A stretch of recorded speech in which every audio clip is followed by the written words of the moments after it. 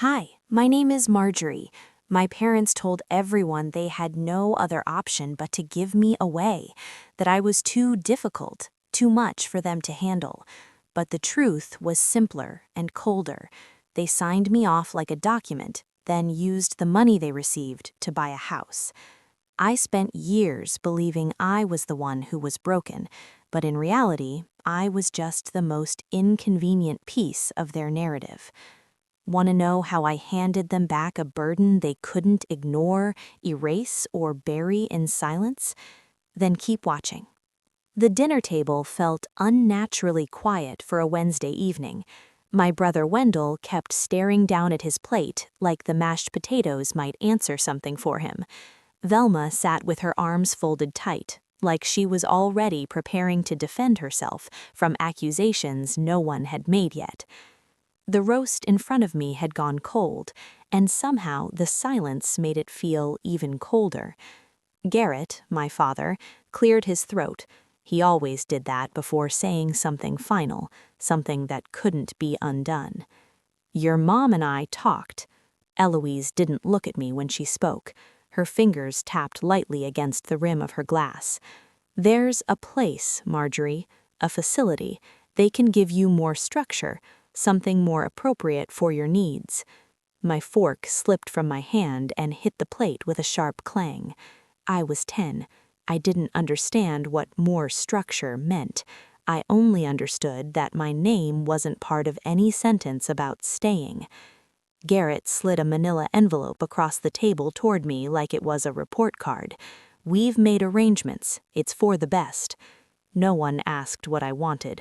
No one even tried to pretend they cared. I waited, hoping someone would meet my eyes, but Wendell never looked up. Velma pulled her sweater tighter around herself. My mother stood up, like she was excusing herself from dinner, not from being a parent. And that was it. We didn't finish eating. The roast stayed untouched. They left the table first. I stayed behind until the kitchen light clicked off.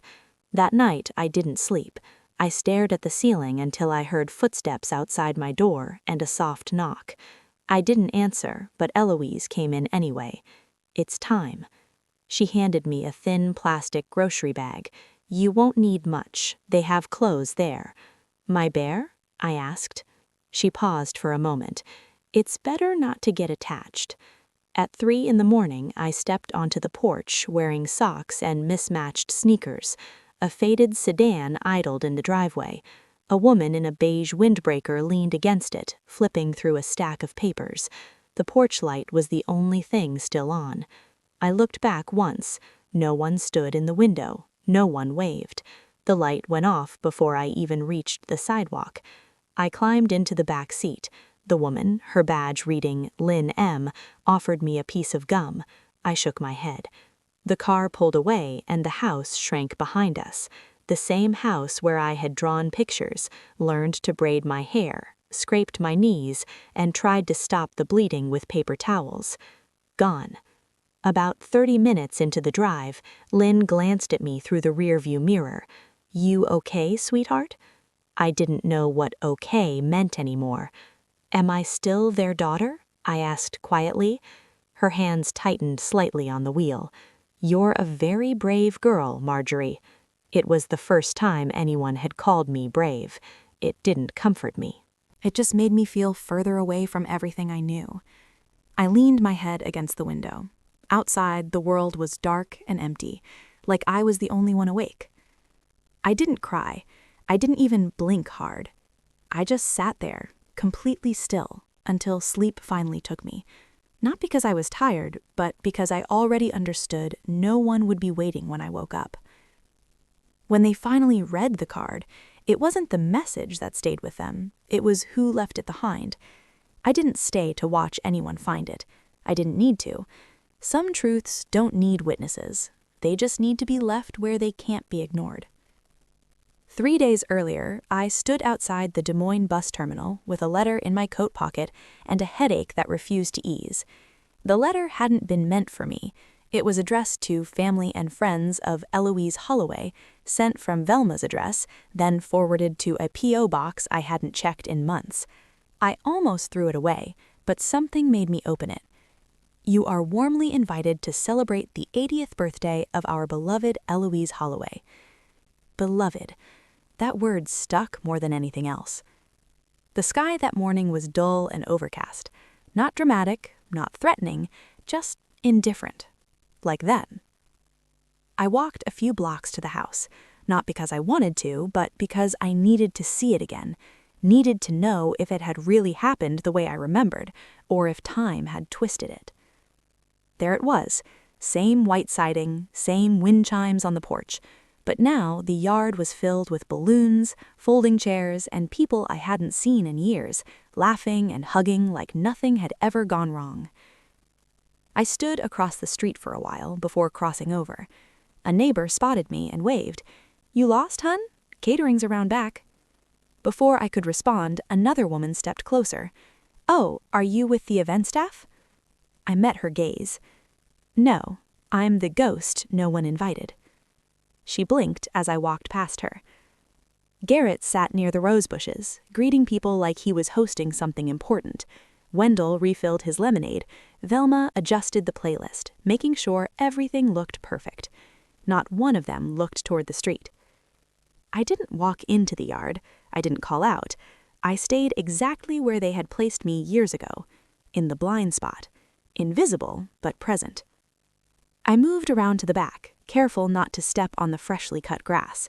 On the patio, a slideshow played on a rented projector. Old photos. Velma with pigtails, Wendell holding a baseball glove, Garrett in his work uniform. No pictures of me. Not one. Not the Christmas when I broke my wrist helping carry firewood. Not the birthday where I stood beside a cake they said I didn't need. I wasn't just forgotten, I had been erased. I stood there for a moment, letting the sound of laughter drift through the air. Then I reached into my purse and pulled out the card. Simple. White. Handwritten. Some things don't die, you just stopped mentioning them. I slid it under a potted fern by the back steps. Then I turned and walked away, not because it hurt too much to stay, but because they hadn't earned the right to see that it still did. As I left, a man near the edge of the yard squinted at me. "Wait, Marjorie?" I didn't stop. He called again, louder. I kept walking. By the time I reached the corner, the music faded behind me. A soft acoustic version of "You Are My Sunshine" drifted through the air. I hadn't heard it since Eloise hummed it while packing my bag the night she told me I was too much. It didn't make me nostalgic, it made me tired. The next morning, I took the early bus back to Omaha. My body stayed still, but my mind moved through places I hadn't visited in years. Every mile felt like something loosening inside me. I stopped at the diner near the station before heading home. The coffee tasted burnt, but the waitress remembered my name. That mattered more than the taste. Back in my small room, a pile of mail waited by the door. Mostly junk, but one envelope stood out. No return address. The handwriting was stiff. Inside was a note. "I kept this. I didn't know if you'd want it. Florence Maddox." Behind it was a scanned document, yellowed, stamped, signed. Garrett Holloway, Eloise Granger Holloway. Parental consent form. Termination of guardianship. Custody transferred to the state of Iowa. Attached was a receipt.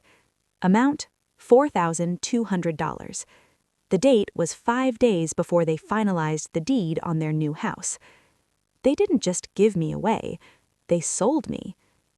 I sat on the edge of the bed, the room silent around me. The radiator knocked softly. A siren echoed somewhere far off, but all I could hear was Eloise's voice. It's better not to get attached. I always thought I was the problem, too sensitive, too much, too difficult. But the truth was simpler. I was inconvenient and profitable. That afternoon, I went to the public library and pulled up county records. It didn't take long to find it. A second mortgage issued 6 days after my placement. The numbers matched. I wasn't unwanted. I was liquidated.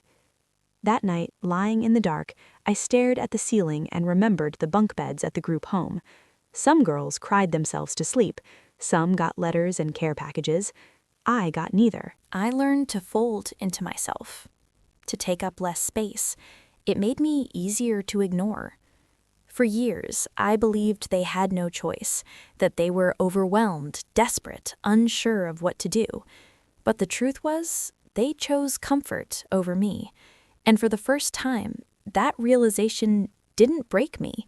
It cleared something. The next morning, I dressed with intention. Slacks, button down, hair pulled back, no softness. I spent hours in the law library, researching cases, statutes, precedents. Fraud tied to placement, financial gain linked to wardship transfers, violations hidden in paperwork. The librarian leaned over once. "You working on a case?" "Not yet," I said, "but I'm getting ready." That night, standing in front of the mirror, I held the file in one hand and a notepad in the other.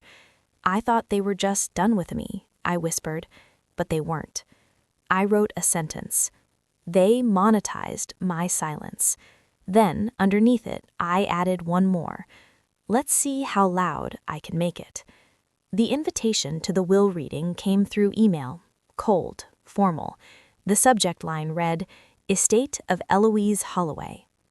I arrived 10 minutes early, not to prove anything, just to avoid giving anyone a reason to dismiss me. They were already seated when I entered. Velma pretended to check her phone. Wendell nodded briefly. Garrett sat at the end, quiet. The attorney began reading. "To my daughter Velma and my son Wendell, I leave the estate." Then, "To Marjorie Bell, formerly under our guardianship, no provision shall be made." No reaction, no apology, just paper. I wasn't a person to them. I was a clause. As we stood to leave, Lorraine hesitated near the door. "Can I ask you something?" I turned. "Were you adopted or something?" "No," I said calmly. "I was returned."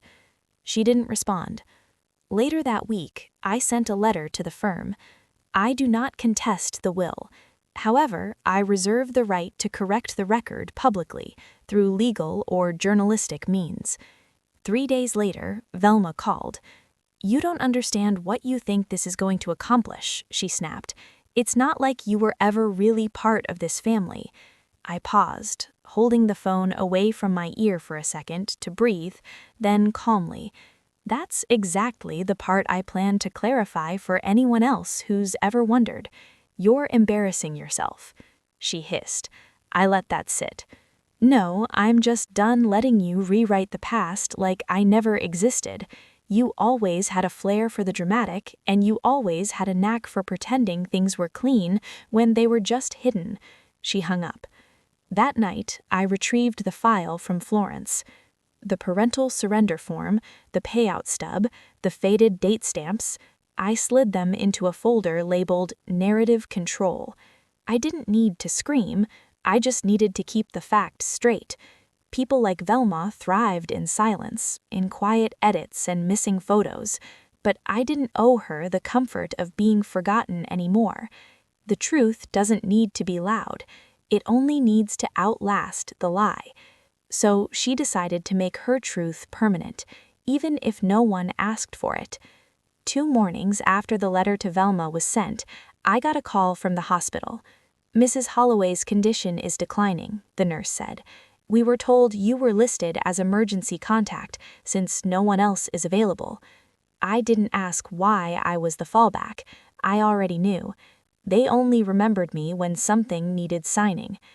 It was cloudy when I pulled into the hospital's rear parking lot. The kind of day where light can't decide if it wants to stay or go. I checked in, walked the familiar halls, and followed the quiet beeping toward the palliative wing. Eloise was alone. No flowers, no framed photos, just her and the sound of machines doing what her body could no longer manage on its own. She turned her head slightly when I entered. Her eyes didn't widen. No surprise. Just the tired recognition of someone who knew the end wasn't far. "You came," she whispered, as though that fact carried weight. "I was called," I replied, pulling the chair closer. I didn't reach for her hand. She didn't offer it. After a long silence, she asked, Did it hurt that much? I blinked, unsure if she meant my absence or her own choices. Eloise sighed. I did what I thought was best for the others. I kept my voice steady. And for me? She didn't answer, just turned her face toward the ceiling tiles, like she might find her justification hidden up there. For 10 minutes, we sat with nothing between us but a history we never said aloud. Then she drifted off. A nurse entered softly. She wanted you to have this, she said, handing me a small metal tin. Told me it was important, said you'd know what to do with it. I didn't open it right away. I waited until I was outside, sitting in my car, hands still shaking despite the stiffness of the moment. Inside was a folded birth certificate, creased, weathered. Beneath it, the surrender form again, only this time with a signature that looked shakier than the version I'd already seen. And under that, a letter, unsent, addressed to me. The paper had browned at the edges, the handwriting wobbled like it had been written through tears or tremors. You cried just like I did when I was young. I couldn't watch it again. It brought too much back. I wish you could understand that. That was it. No apology, no I was wrong, just one woman's attempt to justify another girl's pain through the mirror of her own. I folded the letter carefully and placed it back inside the tin, not because I forgave her, but because some things are too heavy to hold and too cruel to throw away. That afternoon, I drove out to the storage unit I hadn't visited in years. It was still there, tucked behind a strip mall and a discount tire place, smelling faintly of old insulation and rubber. Inside, I unlocked a plastic container labeled Keep. Court records, medical papers, faded Polaroids with me cropped out or scribbled over, tax filings that never listed me as a dependent past 79. I set the tin gently in the center and closed the lid. Then I placed it inside a fireproof metal box I bought after my divorce. On the outside, a label I printed that morning. Truth, not for court, for history. If they had wanted to bury me, they should have destroyed the paperwork. As I locked the unit and walked back to my car, I didn't feel triumphant, just settled, like some invisible piece had clicked into place. Not because the past was fixed, but because I'd finally drawn the border around it myself. People think closure is about forgiveness. It isn't. It's about ownership. And for the first time in my life, I owned the story, even the parts that broke me. I didn't tell anyone I left that storage unit. I just drove. No music, no phone calls. I let the silence hold space around me. By the time I reached my apartment, the sun had dipped low behind the buildings, throwing long shadows across the street. I was putting my keys down when the phone rang, the kind of ring that somehow sounded urgent before I even looked at the screen. It was Lorraine. Her voice cracked before she finished the first sentence. It's Grandpa. He collapsed. The ambulance took him to County General. Where's Velma? I asked, already reaching for my coat. She flew to Portland for some conference. Wendell said he doesn't want to get involved. Of course he didn't. What do they need from me? I said, though I already knew. They need someone to sign the paperwork for next steps, and you're the only one legally eligible now. I didn't answer, not right away. It's just, he keeps asking for someone. I think he's scared. I closed my eyes. Of course, it came back to me, the one they filed away. I hung up gently and slid my bag onto my shoulder, already thinking through what I'd need. I wasn't going there for comfort. I was going because someone had to show up, just like no one had for me. By the time I arrived, the hospital hall smelled like lemon cleaner and resignation. Nurses nodded politely. One of them guided me through double doors into a smaller unit where the lights were dimmed and the voices hushed. Garrett was in a recliner, hooked to monitors, eyes closed. His chest rose and fell in uneven patterns. He looked smaller than I remembered, less like the man who once told me quiet girls get kept longer, and more like a shell waiting to be handled. A nurse appeared with a clipboard. You're Miss Blay? I nodded. You're listed as the only adult child not formally waived of medical proxy. We need consent to proceed with care options, long-term planning. She handed me a pen. Funny how the weight of a signature could suddenly flip a lifetime upside down. I signed. The nurse gave me a look, soft but measured. He may not have much time. He's had more than enough, I said, setting the clipboard down. I walked out without looking back. The next morning, I met with Tams and Greer in her downtown office. She'd been my quiet advisor for years, someone who never pried, only listened and acted when asked. I handed her a stack of files, photocopies of the custody transfer, state subsidy breakdowns, timeline overlays of the second mortgage. She flipped through the pages, eyes sharp. "You're not doing this to save him, are you?" "No," I said. "I'm doing it so the system has to look at what they let him do to me, and probably others." She nodded slowly. "You don't have to provide care." "I know," I said, "but I can control what happens next." She tapped a few keys on her laptop, then looked up. "If we file for temporary guardianship, we can trigger a review of his finances, of his ethics as a past guardian. And Velma, she won't be happy." I let out a quiet breath. "That's not my concern."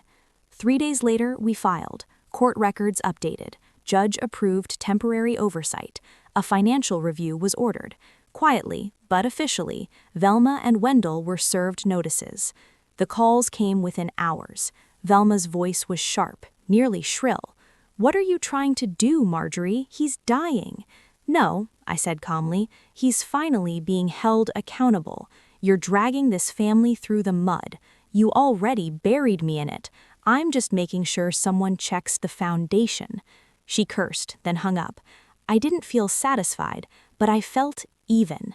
That night, I opened my notebook and wrote in the same corner I had written years ago. They filed me away. I filed them back. Not out of spite, but because no one should be forced to disappear quietly, and the silence was about to collapse under the weight of everything they'd buried. The local newsletter came out every other Tuesday. I hadn't subscribed in years, but somehow a copy found its way into my mailbox that morning, folded neatly, like it hadn't been tampered with. It had no name on the byline, but the title stood out like a bruise on pale skin: "The Daughter Who Disappeared." The story didn't mention me by name. It didn't have to. The timeline was clear. 1979, the financial transaction, the quiet removal of a child under the guise of what's best for the family. The closing line read, "Some people were buried alive, not to die, but to be forgotten." The phones in that house must have lit up like Christmas. I didn't write it, but I knew who did. A former social worker's niece, now a journalist, had reached out a few months ago asking vague questions about long-closed guardianship cases. I gave her nothing, but maybe the paper trail spoke louder than I ever could. By midday, people were whispering at the grocery store. I caught a woman near the apples muttering, "You think it's about the Halls?" The man beside her didn't answer, just shook his head slowly like he didn't want to be caught saying what he already knew.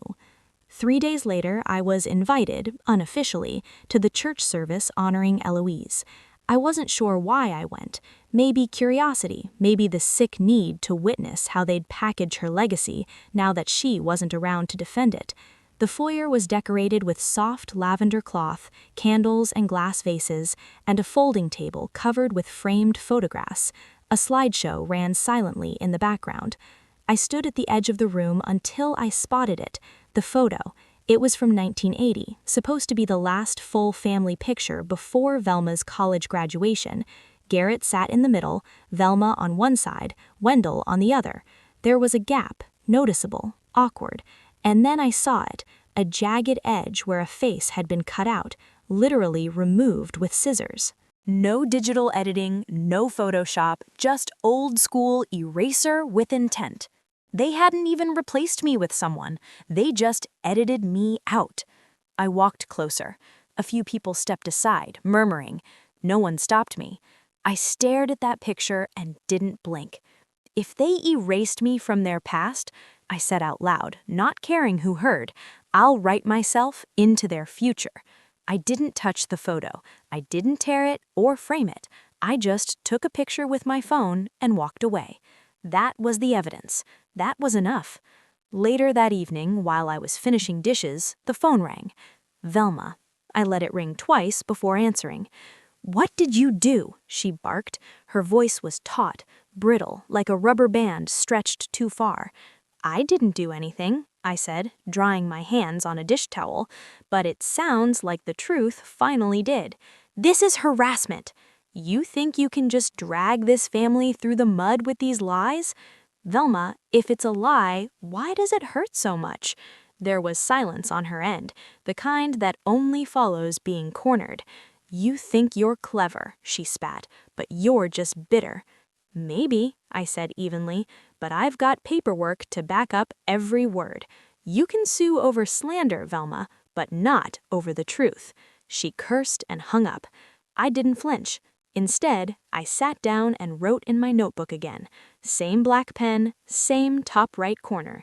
They thought silence protected them, but now silence speaks louder than I ever could. Let them scramble, let them make calls, let them spin a story. The thing about silence is once it cracks, it echoes, but when a door closes on the past, sometimes a window opens towards something softer. The check cleared on a Tuesday. It wasn't flashy, no announcement, no parade, just a quiet confirmation from the title office that the house at 204 Briar Lane, the same one my parents bought after signing me away, was now legally mine. I didn't tell anyone. Didn't need to.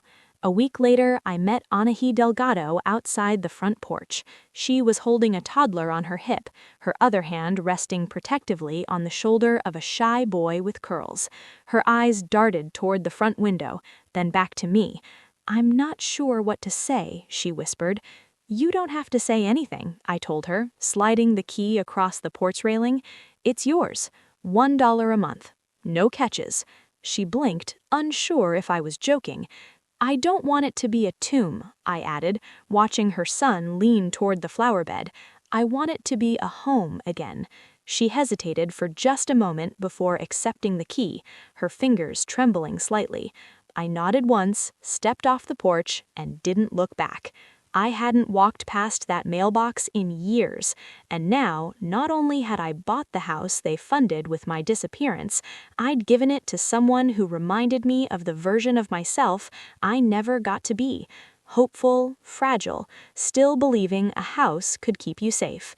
That Friday, I was sitting on my porch sipping weak tea when the nurse rolled Garrett up to the edge of my walkway. His chair clicked against the uneven pavement, wheels squeaking softly. He didn't recognize me at first. Then slowly, something registered. His eyes narrowed, not with anger, but with a searching sort of fatigue.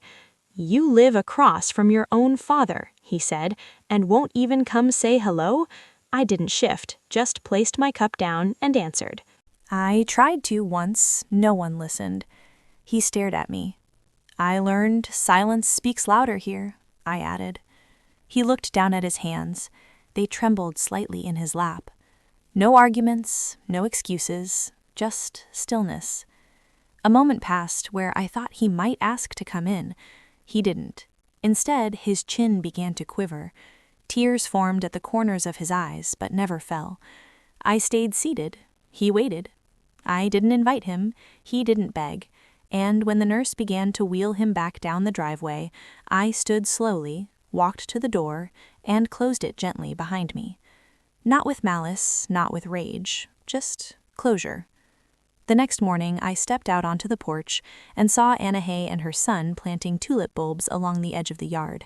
She smiled when she saw me, brushing hair from her face with dirt-smudged fingers. The boy waved. I waved back. A few minutes later, Lorraine walked up the sidewalk holding a manila envelope. She paused at my gate, then slipped it into my mailbox without saying a word. I waited until she disappeared around the corner before opening it. Inside was a letter. "You didn't just reclaim your story, you rewrote ours too." No signature, but I knew the handwriting. I stood there for a long time, envelope in hand, sun warming my face.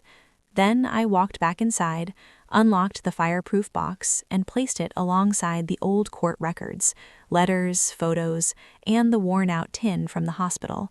I closed the lid with both hands. "It's not about justice anymore," I whispered. "It's about ending the cycle." And I meant it. The lid clicked shut, soft but final. It was early evening by then, the kind of time when the sky couldn't decide whether it wanted to hold on to the sun or let it go. I sat down at the kitchen table and stared at the letter one more time before placing it under the stack of envelopes beside the fruit bowl. No return address, no name, but I knew it was Lorraine. Her handwriting carried the kind of weight that comes when a young person tries to be careful with their words, not out of fear, but out of hope. You didn't just reclaim your story, you rewrote ours too. There was more on the back, smaller script, like she'd written it without planning to, as if the truth just kept spilling out. They raised us to believe pain was best ignored, that pretending meant healing. You made it real. That's why I believe you. If no one ever apologized, I'm sorry, not for what happened, but for not realizing it sooner. I folded the letter and sat with it resting in my lap. I didn't cry. There was no dramatic music playing in my head, no swelling of emotions, just a quiet recognition of something I hadn't even known I was waiting to hear, an acknowledgement that didn't come with excuses, no justifications, no signature trying to validate itself, only the kind of apology that lands when it has no reason to, and that's why it matters. The following Tuesday, I stopped by the community center just after lunch. Miss Helen, the receptionist with the southern drawl and quick hands, greeted me with her usual smile. "You here for the craft fair?" she asked. "Not today," I said, holding out a manila folder. She looked at it, then at me. "You need a copy machine?" "No, I'm here to donate something." I asked to speak to the director. 10 minutes later, I was sitting across from a man who probably spent his life listening to other people's broken things. I handed him the folder. Inside were my updated estate papers and a check for $50,000. "I'd like to set up a grant," I said, "for women who've been discarded, who were called difficult, dramatic, too much, or not enough." He flipped through the documents slowly. "What would you like it called?" "The Blee Grant, for women, discarded but not done." He smiled but didn't say anything. I added, "This isn't about rewriting history, it's about making sure the next woman doesn't drown in it." As I stood to leave, I caught the eye of a young woman in the lobby. She had a stroller with a sleeping infant and a backpack that looked like it had survived one too many winters.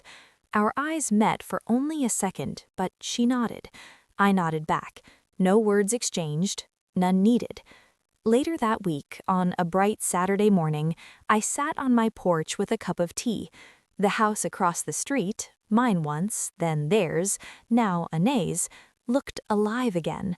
The tulips were blooming along the fence. The front windows were open. I could hear soft laughter coming from inside. Lorraine showed up just after 10. She didn't text, she never did. She just started appearing more and more, like water seeping through a cracked foundation. Not to destroy, but to soften. She sat beside me, her legs pulled up under her. We didn't talk for a while. Eventually, she asked, "Do you ever wonder what it might have been like if they'd made a different choice?" I took a long sip before answering. "No," I said. "I wonder who I would have become if I'd waited for them to." She didn't say anything back, just reached down and plucked a petal from a tulip near her foot. A few minutes passed, then softly she said, "You're not a burden, Aunt Marjorie." I looked out at the garden where things had started to grow again. "Not anymore," I said, "not to me." We sat in the silence, not needing to fill it, and I realized then that some things we don't repair, not because we can't, but because we've learned how to live differently without them. She wasn't healed, she wasn't whole, but she was finally her own. Before we close this chapter, let me share something with you. Just one thought from someone who has carried silence longer than most people carry names. I used to believe that healing meant things going back to how they were, that one day someone would say sorry and all the broken pieces would fit together again like a puzzle. But now I know healing isn't about fixing what happened, it's about owning it so it no longer owns you. Sometimes the justice we seek won't come from courtrooms or apologies. It will come from choosing not to pass the same wound to someone else. Sometimes the win is not revenge, it's peace. If you've ever felt like the one they forgot, the one left out of the photo, the will, or even the dinner table, this story is for you. You are not invisible. You were never the burden. And your silence, it deserves to be broken in your own way, in your own time. Now, let me ask you something. Have you ever been erased from your own story, by your family, by your history, or by someone who said they loved you? If so, drop a 1 in the comments or tell me where you're watching from. I'd love to hear your story, your thoughts, or even your silence, because here, you matter. And if you didn't like the video, tell me why. I'm listening. Maybe someone else needs to hear your version too. If this story touched you, helped you breathe a little deeper, or made you feel just a bit more seen, please consider subscribing to the channel. There's more to come, more voices, more stories, more truth. Click that subscribe button so you don't miss what comes next, because around here, the stories don't just get told, they get reclaimed.